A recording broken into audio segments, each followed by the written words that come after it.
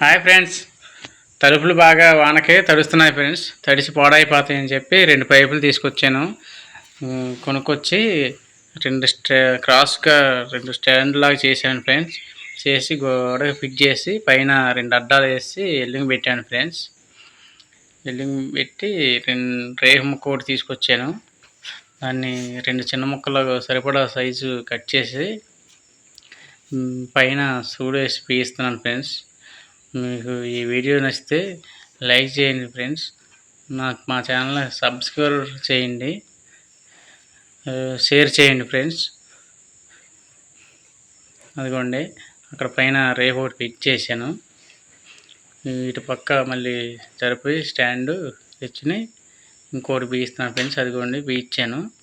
మీ video నచ్చితే share చేయండి, like చేయండి. ఉంటాను ఫ్రెండ్స్, బాయ్.